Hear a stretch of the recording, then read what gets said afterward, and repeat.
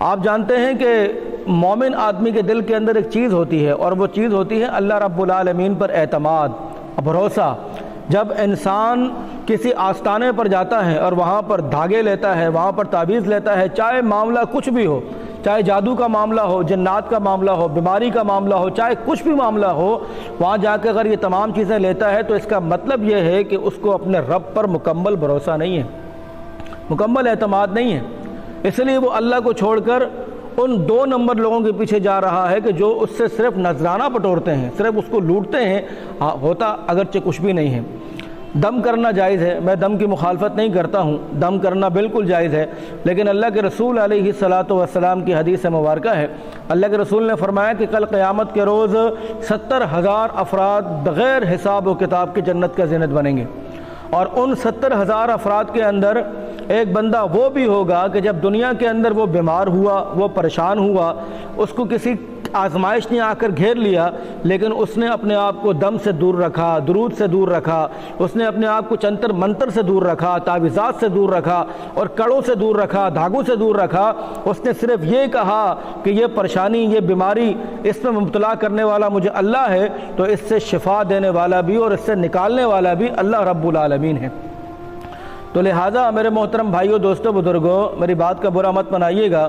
بعض آستانوں پر ایسا ماحول بنایا ہوا ہوتا ہے، جب کوئی مجبور آدمی کسی آستانے پر پہنچتا ہے پوچھ کر، تو وہاں پر بابے کے اپنے چیلے حلیہ بدل کر بیٹھے ہوئے ہوتے ہیں، اور اب جب آپ ان کے پاس جا کر بیٹھتے ہیں تو وہ آپ سے سوال کرتے ہیں کہ بھئی کیا مسئلہ ہے آپ کو؟ آپ کہتے ہیں کہ جی بچیوں کے رشتے نہیں آ رہے ہیں، میرے اوپر جادو ہوا ہے، گھر میں جنات کا سایہ ہے، کاروبار نہیں ہے، نوکری نہیں ہے، ذاتی مکان نہیں ہے۔ تو یہاں سے کنیکٹ اندر بابے کے ساتھ ہو رہا ہوتا ہے، فون ملا ہوا ہوتا ہے، بلوٹوتھ کے ذریعے ساری باتیں بابے کو پہنچ رہی ہوتی ہیں، اور جیسے ہی اس بندے کا نمبر اندر آتا ہے تو بابا اس کو دیکھنے کے ساتھ کہتا ہے رشتے نہیں آ رہے بچہ، رشتے کی وجہ سے تو پریشان ہے، کاروبار نہیں چل رہا اس کی وجہ سے تو پریشان ہے، نوکری نہیں ہے، ذاتی گھر چاہتا ہے بچہ، تو پریشان ہے۔ اب بندہ سوچتا ہے کہ یار یہ باتیں اس کو کیسے پتہ چلی،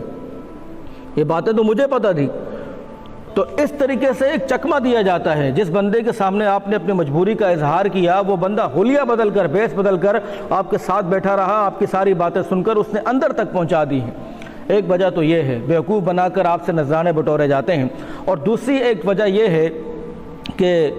جنات کے ذریعے سے حملہ کرنا، یہ بڑی امپورٹنٹ بات ہے۔ جنات کو قابو کرنا یہ انسان کی بس کی بات نہیں ہے۔ ہاں اس میں ایک چیز یہ ہے کہ جب انسان ناپاکی سے دور رہتا ہے، غلاظت کے اندر بھرا ہوا ہوتا ہے اور ایسے کام کرتا ہے کہ جس سے اللہ کی نافرمانی ہو رہی ہو، جنات کو قابو کرنے کے لیے نعوذ باللہ قرآن مجید کو غلاظت کے ساتھ جو ہے وہ لکھا جاتا ہے، شراب کا استعمال کیا جاتا ہے، نعوذ باللہ قرآن مجید کی برحرمتی کی جاتی ہے، اس کے اوپر چڑھا جاتا ہے، اور کئی دن جو ہے وہ نہایا نہیں جاتا، منہ نہیں دھویا جاتا ہے۔ تب کہیں جا کر شیاطین جن اس بندے کے تابع ہوتے ہیں، پھر بندے کو وہ بیمار کرتے ہیں، اندرونی سطح پر کیلیں پھر بھی نہیں نکلتی ہیں۔ اگر یہ جادو کے ذریعے سے کیلیں نکلتی تو